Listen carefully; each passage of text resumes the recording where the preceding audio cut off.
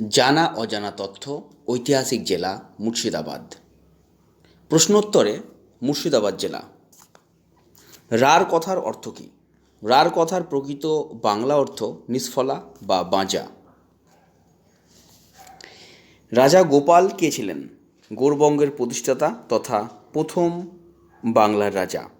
রাজা গোপালের পুত্রের নাম কী ছিল? রাজা গোপালের পুত্রের নাম ছিল ধর্মপাল। গৌড়বঙ্গ কোনটি? অঙ্গ, বঙ্গ, কলিঙ্গ, পুণ্ড্র, রার এই 5টি ছোট রাজ্য নিয়ে গৌড়বঙ্গ রাজ্য প্রতিষ্ঠিত হয়।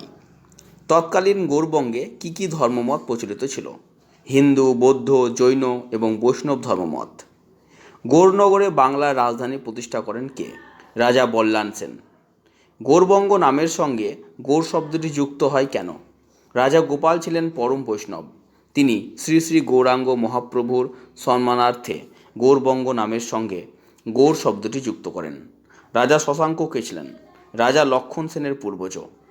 গৌড়বঙ্গের নাম লক্ষণাবতী কে রেখেছিলেন? রাজা লক্ষণ সেন। সুলতান বখতিয়ার খিলজি কবে গৌড়বঙ্গ জয় করেছিলেন? 1198 খ্রিস্টাব্দে। সুলতান বখতিয়ার খিলজি কাকে হারিয়ে গৌড়বঙ্গ জয় করেছিলেন? রাজা লক্ষণ সেনকে।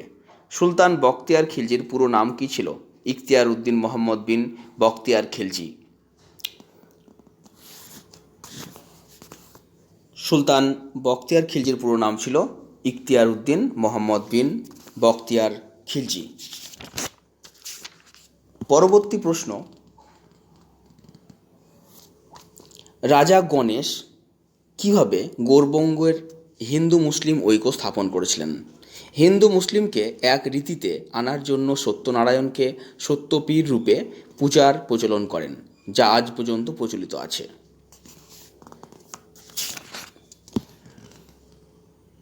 সুলতান শের খান কে ছিলেন? একজন আফগান পাঠান সেনাপতি। সুলতান শের খাঁ কীভাবে গৌড়বঙ্গে আসেন? সুলতান মাহমুদ শাহের ভগ্নিপতি মকদম আলম শাহের সাহায্যে গৌড়বঙ্গ আক্রমণ করেছিলেন। সুলতান শের খাঁ কীভাবে সুলতান হন? সুলতান শের খান গৌড়বঙ্গ আক্রমণ করলে সুলতান মাহমুদ শাহ পালিয়ে যান এবং সুলতান শের খাঁ গৌড়বঙ্গের সিংহাসন দখল করেছিলেন। সুলতান শের খাঁ পরবর্তী সময়ে কী নামে পরিচিত হয়?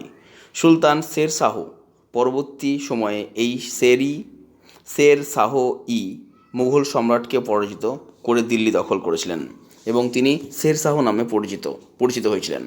শের শাহ। সুলতান শের শাহের পুরো নাম কী ছিল? ফরিদ উদ্দিন আবুল মুজাফফর শের শাহ।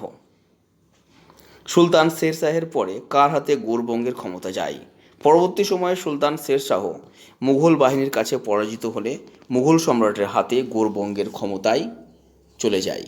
মুঘল সম্রাট কবে কিভাবে গৌড়বঙ্গ দখল করেন? 1601 খ্রিস্টাব্দে মুঘল সেনাপতি মানসিংহ পাঠান সেনা নায়ক ওসমানকে বর্তমান খড়গ্রাম থানার শেরপুরের কাছে মুরচার ময়দানে যুদ্ধে পরাস্ত করে গৌড়বঙ্গ দখল করেছিলেন। গৌড়বঙ্গ বা লখমতি এর সঙ্গে মুর্শিদাবাদের সম্পর্ক কী? গিয়াসউদ্দিন খিলজির এই গৌড়বঙ্গ বা লখমতি রাজ্যের একটি অংশ বর্তমান মুর্শিদাবাদ জেলা। নবাব মুর্শিদ কুলি খাঁ কে ছিলেন? একজন দক্ষিণ ভারতীয় হিন্দু ব্রাহ্মণ সন্তান। নবাব মুর্শিদ কুলি খাঁকে কে ইসলাম ধর্মে দীক্ষিত করেছিলেন? বণিক হাজি ইস্পাহানি। নবাব মুর্শিদ কুলি খাঁর নাম আগে কী ছিল? মোহাম্মদ হাদি এবং তারপরে করতালাব খাঁ হয়। নবাব মুর্শিদ কুলি খাঁর নাম মোহাম্মদ হাদি কে দিয়েছিলেন?